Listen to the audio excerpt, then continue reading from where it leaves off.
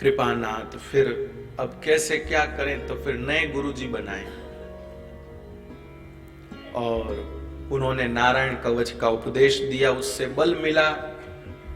लेकिन वो नए गुरुजी जो थे विश्व रूप जी, उन्होंने वो जो असुर लोग थे उनके भांजे थे, तो यज्ञ करते समय जोर से मंत्र बोल के देवताओं को आहुति देते, धीरे से बोल के अपने मामा जी को दे देते। इंद्र को अच्छा नहीं लगा, हमारे गुरुजी उनको प्रसाद क्यों दे रहे हैं। बड़े बड़ों का गुरु होना बहुत खतरनाक है भाई। वो अपने आपस के बैर भाव को अपने गुरुओं पर भी डालते हैं। गुरुजी अब आप हमारे घर आए हुए हो, वहां नहीं जाओगे, हाँ उनसे हमारी बनती नहीं, उनके वहां आप नहीं जाना।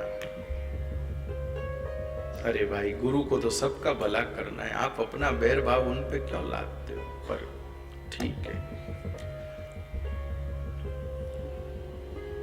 इंद्र को ब्रह्मत्या लगी, ब्रह्मत्या का निवारण किया। फिर विश्वरूप जी के पिता त्वष्टा ऋषि ने एक यज्ञ करके एक राक्षस को प्रकट किया, वृत्त। लेकिन वो परम भक्त थे पूर्व जन्म के। वृत्तासुर, उनको मारने के लिए दधीची मुनि की अस्थियों से वज्र तैयार किया। इंद्र मारने को आया, लेकिन उन्होंने मरने से पहले भगवान का स्मरण किया। अहम हरे तव पादे कमूलम दासानुदासो भवितास्मि भूय मनस्मरेता सुपतेर गुणांस्ते गणितवाक कर्म करोतु काय। हे भगवान मुझे आशीर्वाद दीजिए, मुझे और कुछ नहीं चाहिए। अहम हरे तव पादे कमूलम दासानुदासो भवितास्मि भूय। मुझे हर जन्म में आपके दासों का दास बनने का अवसर मिले। इसी से समझ लीजिए कि महत्व की चीज क्या है। भगवान की सेवा तो है ही है, लेकिन उससे भी महत्व की है भगवान के सेवा करने वाले दासों के दास की सेवा। दासानुदासो न नाक पृष्ठम न च पारमेष्ट्यम न सार्वभौमम न रसाधिपत्यम न योग सिद्धिर पुनर्भवम वा समंजसम त्वां विरह्य कांक्षे। आपके सिवाय और कुछ नहीं चाहिए। अजात पक्षा इव मातरम खगास्तन्यम यथा वत्स तराक्षुधार्था प्रियम प्रियेव व्युषितम विषण्णा मनोरविंदाक्षदी द्रक्षते त्वां। बस जैसे बिना पंख का बच्चा अपनी चिड़िया माँ का इंतजार करता है, शाम के समय जैसे बछड़ा अपनी गैया माँ का इंतजार करता है, ऐसे मैं आपका इंतजार करता रहूं बस।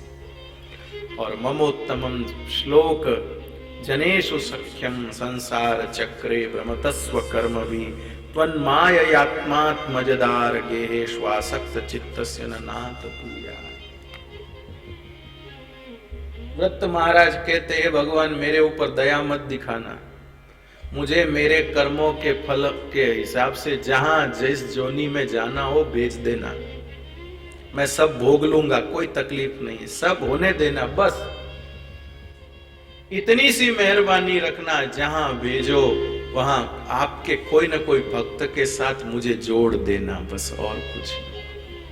अगर कीड़ा बनाओ तो किसी भक्त के घर की नाली का कीड़ा बना देना, ताकि उसका स्नान किया हुआ जल भी छू जाएगा तो मेरा कल्याण हो जाएगा।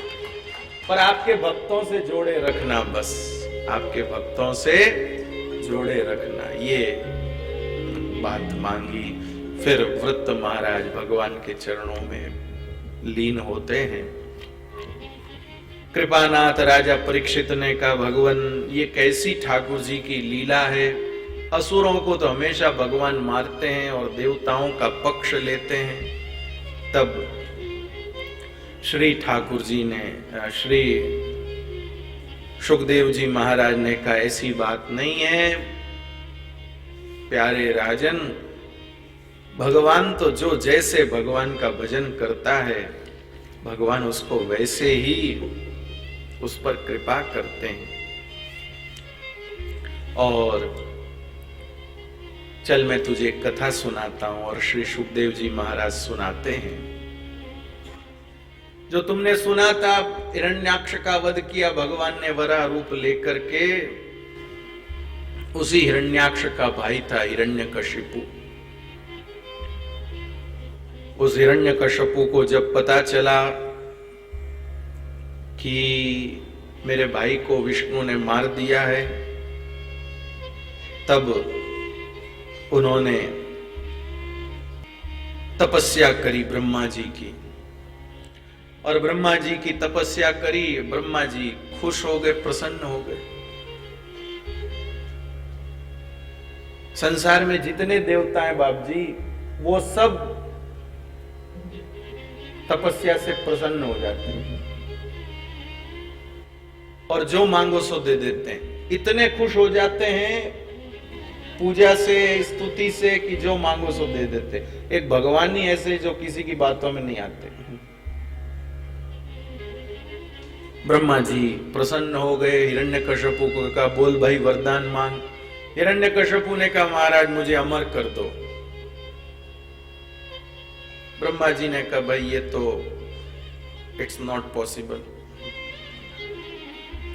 ये तो संभव नहीं है, क्योंकि मैं खुद ही अमर नहीं हूं तो तुझे अमर कैसे करूं। अच्छा तो अगर तुम मुझे आप अमर नहीं कर सकते तो ऐसा करिए, मुझे ये वरदान दीजिए, न जल में मरूं, न थल में मरूं, न ऊपर मरूं, न नीचे मरूं, न घर में मरूं, न बाहर मरूं, न दिन में मरूं, न रात में मरूं, न अस्त्र से मरूं, न शस्त्र से मरूं। आपने जिस जिसको भी बनाया उसके हाथों से मैं कभी न मरूं। ब्रह्मा जी गदगद हो गए। जा दिया बेटा, दिया, जा जा दिया दिया। भगवान के सामने सब चीज तो रहती है, सारे सीसीटीवी कैमरों की स्क्रीन भगवान के पास ही है। भगवान बोले अभी तो खूब खुशी खुशी दे रहे, बाद में वही तड़ी थाने, तब फिर मेरे पास आओगे बाप जी हमें की करो, हमें की करो। अभी तो हो, जा बेटा जा। और वरदान पाकर के ये जो हिरण्यकशिपु ये सब उत्पात करने लगा, मंदिर तोड़ दिए, अपनी मूर्तियां बना के जगह जगह लगा दी। मेरा भजन करो, मेरी जय जयकार करो, मेरा कीर्तन करो। कीर्तन करो हिरण्यकशिपु महाराज का, करो।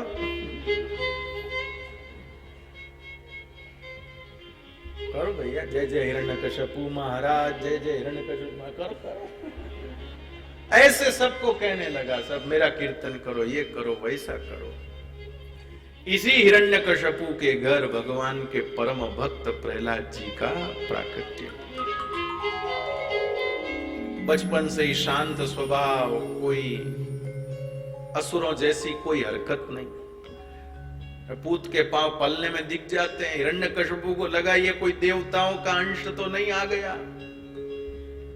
प्रहलाद जी थोड़े बड़े हुए तो उनको पढ़ने के लिए भेजा। अपने गुरुजी के पुत्र स्कूल चलाते थे, मारपीट सिखाते थे, वहां पढ़ने को भेजा। अब वो गुरुजी सिखाते हैं मारना ऐसे, पीटना ऐसे, लूटना ऐसे, ये ऐसे ऐसे ऐसे। हिरण्यकशिपु ने घर बुलाया प्रहलाद जी को, घर बुलाकर गोद में बिठाया और गोद में बिठा करके कहा बेटा गुरुजी से क्या पढ़ के आया बता मुझे। प्रहलाद जी ने कहा पिताजी सच्ची बताऊं कि झूठ बताऊं? सच्ची बता, क्या पढ़ के आया वहां? तो प्रहलाद जी ने कहा श्रवणम कीर्तनम विष्णु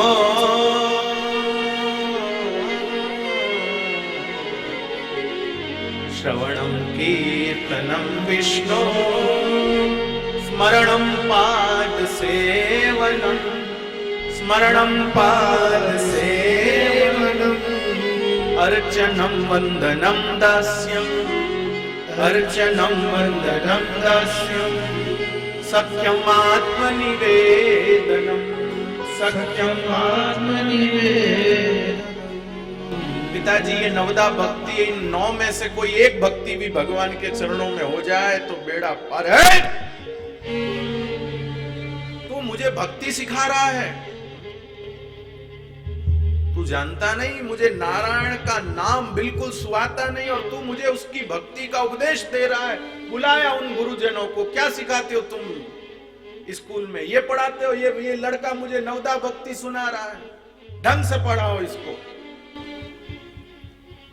वो लेकर के गए और प्रहलाद जी की पिटाई करते हैं। तू लड़का क्यों नहीं ढंग से पढ़ता, क्यों नहीं? हमने तुझे मारना सिखाया, लूटना सिखाया, स्त्रियों का हरण सिखाया, चोरी करना सिखाया, वो सब तू क्यों नहीं बताता गुरुजी? क्यों नहीं बताता तेरे पिता को? तेरा पिता हम पे नाराज होता है। हिरण्यकश्यपु ने कहा, ये कुल कलंकी मेरा पुत्र ही नहीं है, इसको मार डालो, इसको ले जाके खत्म कर दो। प्रहलाद जी को पहाड़ के ऊपर से पटका तो नीचे की धरती ऐसी कोमल हो गई, उनको कुछ नहीं हुआ। समुद्र में फेंका तो समुद्र नारायण भगवान गोदी में लेकर बाहर आ गए। हाथी के पांव के नीचे कुचलवाने की कोशिश करी तो हाथी ने अपने पीठ पर बिठा लिया। एक होलिका नाम की बहन थी उसकी, हिरण्यकश्यपु की, अपने भाई को परेशान देख करके आई। बहनों से देखा नहीं जाता ना भाई का तकलीफ, तो वो आई और आकर के बोली, भैया तू परेशान मत हो, मेरे को ब्रह्मा जी ने ऐसी चादर दी है जिसको ओढ़ करके मैं बैठ जाऊंगी, आग जला देना, ये जल जाएगा, मैं बच जाऊंगी, तेरा ये कांटा निकल जाएगा। अरे बहन, तेरे जैसा कौन मेरा भला सोचने वाला होगा। ओ गांव के लोग सब जमा हुए, लकड़ियों का ढेर लगाया गया और बुआ जी बैठी चद्दर ओढ़ करके और प्रहलाद जी को गोदी में लेके बैठ गई।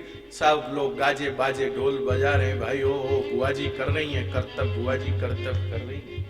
आग लगा दी, आग की लपटें उठने लगी। सब सोचे अब प्रहलाद जला, अब प्रहलाद जला। इतने में जोर से हवा चलने लगी, लोग अपने घरों में भाग गए और उस तेज हवा में वो चद्दर बुआ जी की उड़ गई, उड़कर वापिस नीचे आई, पर बुआ जी पे न गिर के प्रहलाद जी पे गिर गई। बुआ जी का जय सिया राम। अगले दिन सुबह गांव के लोग आए ढोल बाजे लेके, बुआ जी ने बधाओ भाई।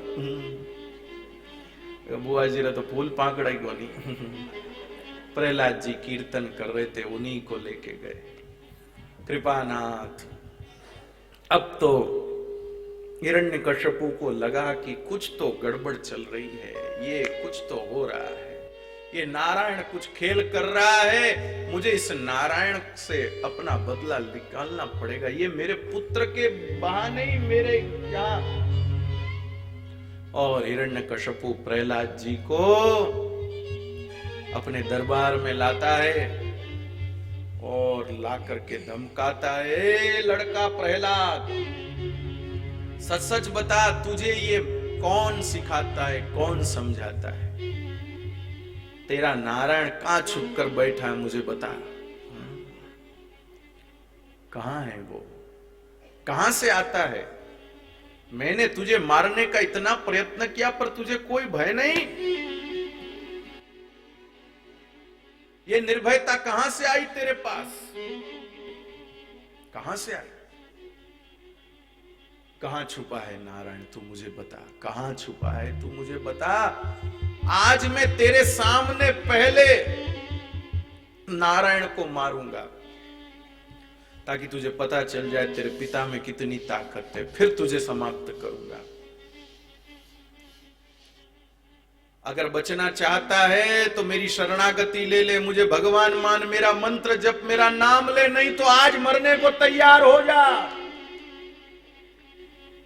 प्रहलाद जी ने कहा, पिताजी, मेरे आप पिता हो, मेरे शरीर के मालिक हो, भले ही आप इस शरीर को नष्ट करो, लेकिन मेरे स्वामी तो भगवान नारायण ही रहेंगे। मेरे स्वामी कोई और हो नहीं सकते। हिरण्यकश्यपु ने कहा, तो तेरा स्वामी कहां है मुझे बता, कहां छुप कर बैठा है मुझे बता, कहां है तेरा नारायण, बोल। अरे लड़के, बोलता क्यों नहीं है? तेरा नारायण किधर है मुझे बताता क्यों नहीं है? तेरा नारायण कहां है? प्रहलाद जी मुस्कुराए। प्रहलाद जी मुस्कुराए। पंडित जी, हिरण्यकश्यपु ने कहा, तुझे किस बात की हंसी आ रही है, तू क्यों मुस्कुरा रहा है? प्रहलाद जी कहते, पिताजी, मुझे डराने के बहाने, धमकाने के बहाने बार बार आपके मुंह से नारायण नाम निकलता है, इसलिए मुझे तू क्या मुझे कीर्तन करवा रहा है? अरे बहुत हुआ, अब नहीं, अब नहीं, जल्दी बता तेरा नारायण कहां छुप करके बैठा, किधर है तेरा नारायण, मुझे बता, किधर है बता। प्रहलाद जी ने कहा, पिताजी मेरा नारायण सर्वत्र है, ऐसी कोई जगह नहीं जहां मेरा नारायण ना हो। जले विष्णु स्थले विष्णु, विष्णु पर्वत मस्त, सर्वत्र है वो। कौन सी ऐसी जगह ढूंढ के बताएं जहां वो ना हो। पिताजी आप में मेरा नारायण है, मुझ में मेरा नारायण है, इन सैनिकों में मेरे नारायण है, इस पृथ्वी पर नारायण है, इस नभ में मेरे नारायण है, इन हवा की तरंगों में मेरे नारायण है, इन पर्दों में मेरे नारायण है, इन दीपकों की ज्योति में मेरे नारायण है, आपके हाथ की खड़ग में मेरे नारायण है, ये महल के खंभों में मेरे नारायण है, हर तरफ मेरे नारायण है। मेरे नारायण के अतिरिक्त और कुछ भी नहीं है। सर्वत्र अगर तेरा नारायण है तो क्या इस खंभ में भी तेरा नारायण? पिताजी जो सर्वत्र है उसका यहाँ अभाव कैसे होगा? देखता हूं अभी कहां है वो। हिरण्यकशिपु खंभ की ओर मुड़ा और वो साधारण सा खंभ, वो साधारण सा खंभ बरसों से वहां था, लेकिन एक भक्त के विश्वास ने आज उसे असाधारण कर दिया। हर मूर्ति पंडित जी पत्थर ही होती है, भक्त का विश्वास उसे परमात्मा बना देता है। वो खंबा साधारण ही था मेरे भाई बहन, कोई विशेष नहीं था, लेकिन प्रहलाद का विश्वास मेरे नारायण सर्वत्र है तो इस खंभ में भी है, उस खंभ को विशेष बना दिया। आज उस खंभ में ऐसी चमक निकल रही है जैसे उस खंबे के अंदर करोड़ों सूर्य विराजमान। हिरण्यकशिपु अपनी आंखों से उस खंभ को देख नहीं पा रहा है, ऐसी चमक उस खंबे में से निकल रही है। हिरण्यकशिपु समझ तो गया कि कुछ तो अद्भुत इसमें है, लेकिन अहंकारी क्रोधी, एक तो अहंकारी ऊपर से क्रोधी देखो डरपोक छुप कर बैठा, डरपोक छुप कर बैठा है। लक्ष्मी जी ने शेष नारायण भगवान को कहा जरा धरती को संभालना, कुछ ऊपर नीचे हो सकता है। ब्रह्मा जी ने सब देवताओं को कहा अपने हाथ में पुष्पांजलि लेकर तत्पर हो जाओ। गंधर्वों ने अपने वाद्य यंत्रों को संभाल लिया, ऋषि मुनियों ने स्तुति के दिव्य स्वर तैयार कर लिए, लेकिन कुछ पल के लिए सारी सृष्टि स्तब्ध है, क्योंकि आज किसी को भी नहीं पता है कि भगवान कौन सा अवतार लेने वाले हैं। सिर्फ महाराज जी ये भगवान का नृसिंह अवतार ऐसा है जो भगवान के अलावा किसी को भी नहीं पता था कि कैसा होगा। बाकी राम रूप में कैसे आएंगे ये सबको पता था, कृष्ण रूप में कैसे आएंगे सबको पता था, वामन रूप में कैसे आएंगे सबको पता था, मत्स्य रूप में कैसे आएंगे सबको पता था, वरा रूप में कैसे आएंगे सबको पता था। एक नृसिंह रूप ही ऐसा था जो किसी को भी नहीं पता कि कैसा होगा। किसी को भी नहीं पता खंभ के भीतर क्या है, परमात्मा आज क्या घटना करने वाले हैं, आज क्या स्थिति बनने वाली, किसी को भी नहीं पता। सभी स्तब्ध है, सारी सृष्टि स्तब्ध है, वृक्ष लता पता सब स्तब्ध है, नदियों का जल स्तब्ध है, समुद्र की लहरें स्तब्ध है, पर्वतमालाओं पर रहने वाले पशु पक्षी स्तब्ध है, नर नारी अपने घरों में स्तब्ध है, ऋषि मुनि स्तब्ध है, सब स्तब्ध है। बस एक हिरण्यकशिपु उछलकर खंबे के नजदीक पहुंचता है। सर्वत्र विद्यमान विष्णु अगर इसमें है तो अभी मैं निकालता हूं प्रहलाद, अभी मैं निकालता हूं। और जैसे ही उस हिरण्यकशिपु ने खंभ की तरफ प्रहार किया,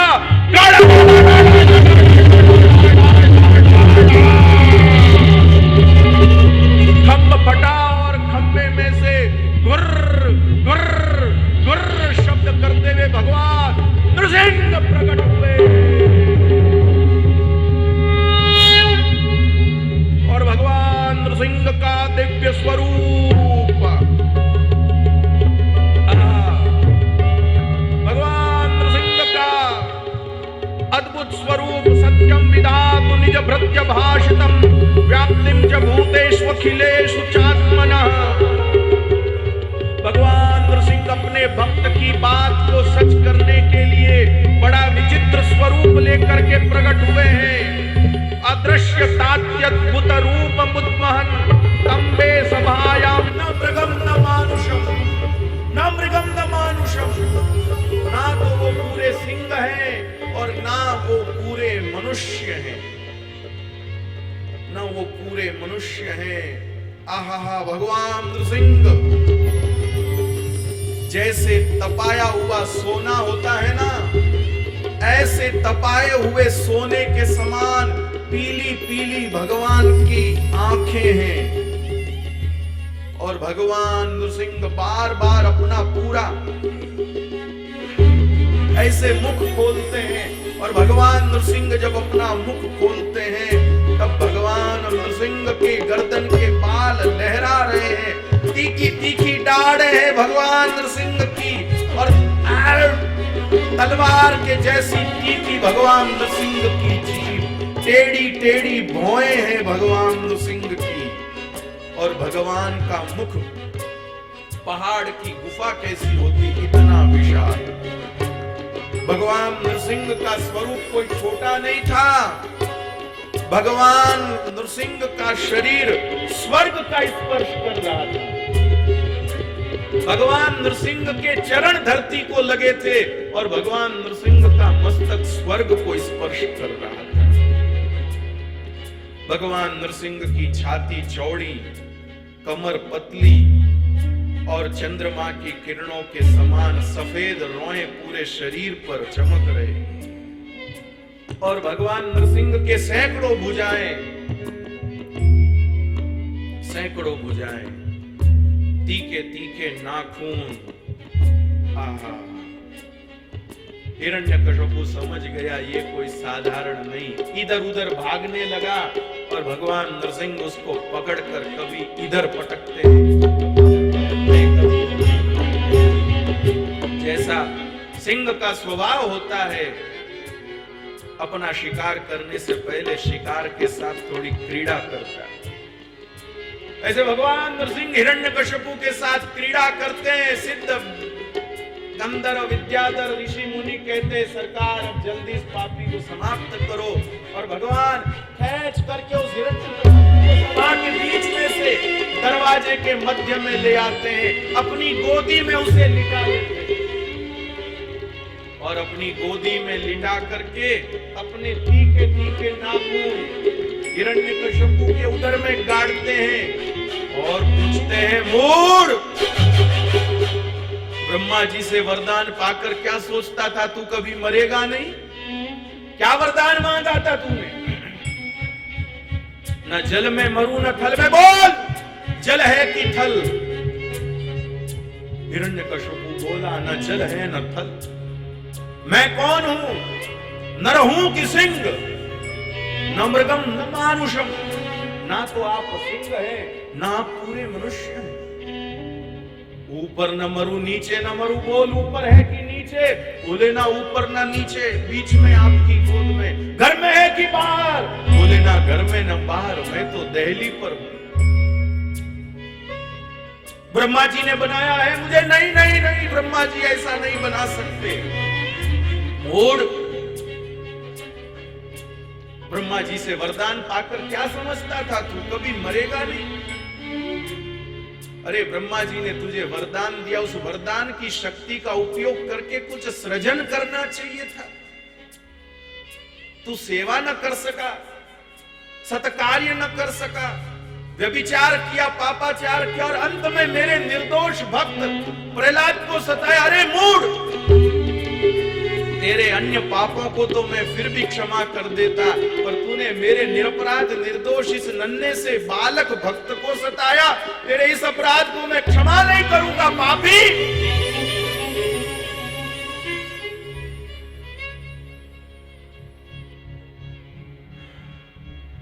और क्या वरदान मांगा था? न अस्त्र से मरू न शस्त्र से, बोल मैं तुझे किससे मार रहा हूं? ना अस्त्र है ना शस्त्र, आप तो तीखे तीखे नाखून और बास। यही वरदान मांगा था।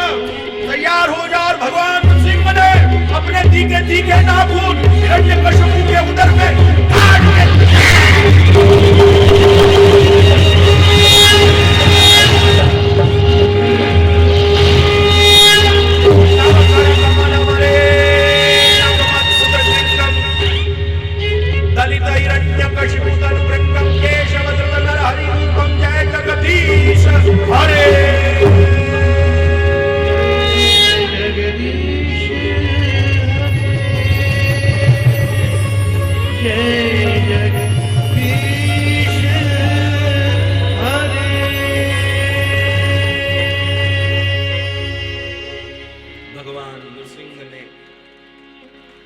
हिरण्यकश्यपु की उस मृतदेह को दूर फेंक दिया और अपने प्यारे भक्त प्रहलाद को अपने पास बुलाया,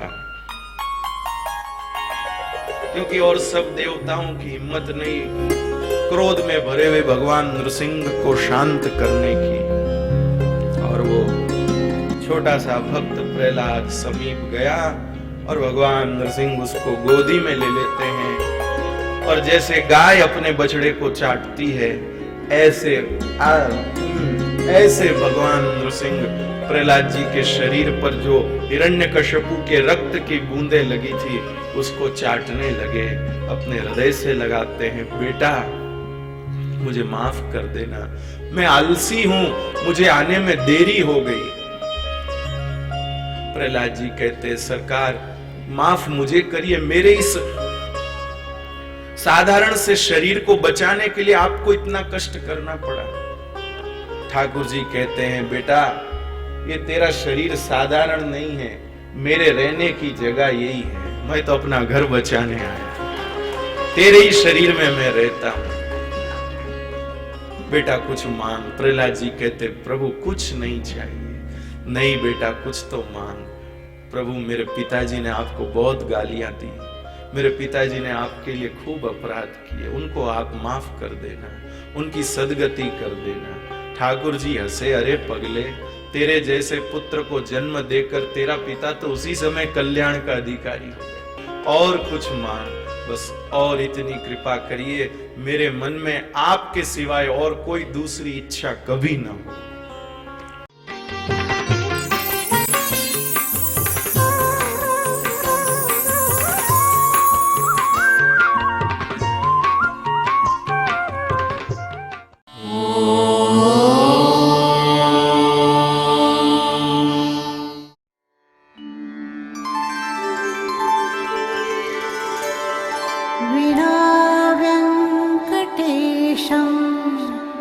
ननाथो ननाथः सदा वेङ्कटेशं स्मरामि स्मरामि। हरे वेङ्कटेश प्रसीद प्रसीद, प्रियं वेङ्कटेश प्रयच्छ प्रयच्छ।